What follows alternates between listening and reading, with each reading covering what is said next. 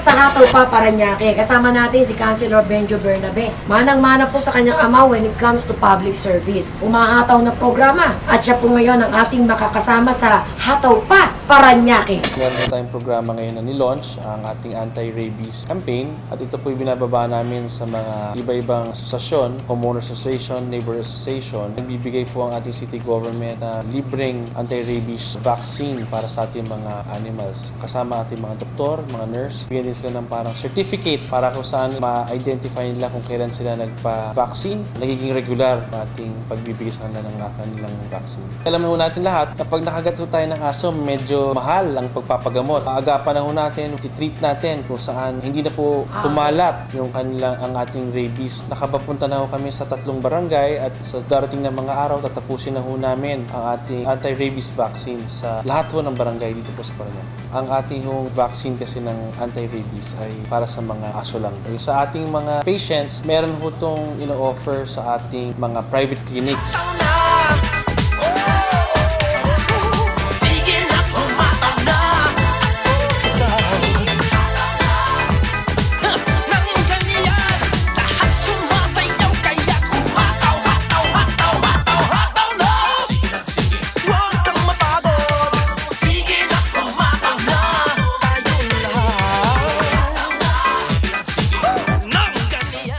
Magkakaroon tayo ng unang pagkakataon ng first interdepartment basketball tournament. Ito po ay pagbibigay namin ng papasalamat sa lahat ng ating mga kasamang trabaho dito po sa City Hall at para pabigyan sila ng kasiyahan na hindi naman tayo puro trabaho, meron din tayo pag-bonding. Dito natin nakikita yung camaraderie ng mga players natin. Ako po ay nag-umpisa sa Youth and Sports. Nais ko rin pong ipanatiliin yung programa natin lalo sa pangkalusugan at sa ating sports program. So it's time na ibigay naman natin yung ganitong klaseng programa sa ating mga kasama dito sa Parañaque City Hall. Dito po paparada lahat ng mga teams ng ating mga departamento at ang unang laro ay gaganapin ng 7:30 ng gabi sa Area 1 4th Estate Covered Court.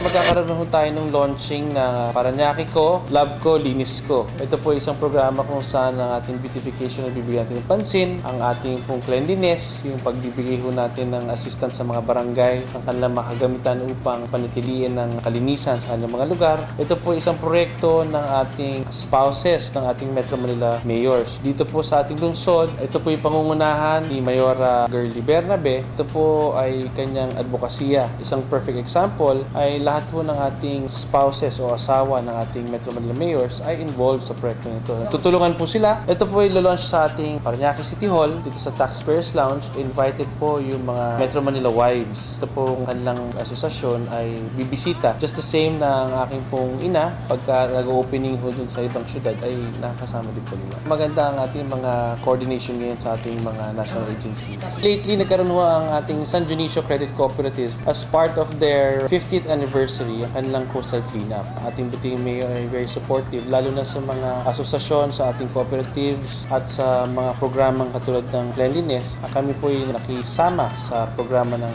San Dionisio Credit Cooperative sa kanilang paglilinis ng ating coastline. Aside from that, ang ating pong binibigyan ng prioridad ang creeks at saka yung paglinis ng ating mga drainages. Isa sa mga layunin ng aking ama ay siguraduhin na bago matapos ang kanyang termino, paglilingkod bilang mayor, ay matanggal na niya po lahat ng baha dito po sa ating lungsod. Katunayan po, lagi natin pinagmamalaki na siya po ay bumili na nung tinatawag nating dredging machine. Ito po ay kasalukuyan po nagdi-dredge ng ating Parañaque River. Ang ating city government nag-purchase ng ating tinatawag na spider, walking excavator, na bumababa doon sa ating mga creeks. Ito po ang tigalinis, pagpalalim, at ito rin po ang nagpapalapad ng mga creeks natin para naiiwasan natin ng mga baha. Very effective dahil ang katunayan po niyan, ang ating city government ay bibili ng isa pa ho para sa ganun ay mas mapabilis pa dahil sa ngayon iisa lang po ang ating walking excavator at minabuti ng ating butihing mayor nag-purchase ng isa pang mas malaki para sa ganun ay mas marami pa ho tayong matapos sa mas maikling panahon. Yung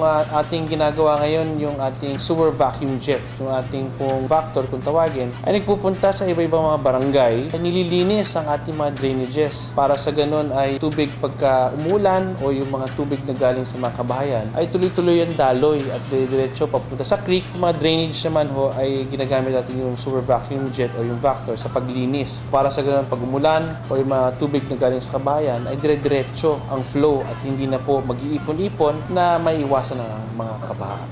Ang ating scholarship program ay isa sa mga advocacies talaga na aking pong pinagpatuloy mula nung ako po'y hindi pa ho konsehal. Ngayon pong konsehal na po tayo, dinamihan ho natin ng ating mga scholars. Katunayan po may mga ilan na ho tayong graduates. Ako po'y natutuwa dahil miski pa paano nakakatulong tayo doon sa mga kabataan natin. Maliit na paraan ay napagpapatuloy nila ang kanilang pag-aaral. Sa ngayon po nasa 125 ang ating mga scholars. For this SEM, meron na ho akong mga ibang scholars na matataas ang grado. Katunayan po yung mga iba pong mga scholars na sireportahan naman nung panahon ni Mayor na galing din po sa aking endorsement ay mga nag-graduate na po ng mga cum laude at summa cum laude. Ito po isang fulfillment. Ito actually ay isang team. Ang tawag po namin dito is BBQRT, Quick Response Team, kung saan ay nagtatago tayo ng central team para sa lungsod ng Parañaque na nag-undergo ng training sa Red Cross. Sila po yung nag-undergo training ng ating Parañaque Elite Rescue Unit. Nagagamit na ho natin sa pagresponde pagka meron tayong mga kalamidad tulad ng mga baha, sunog o aksidente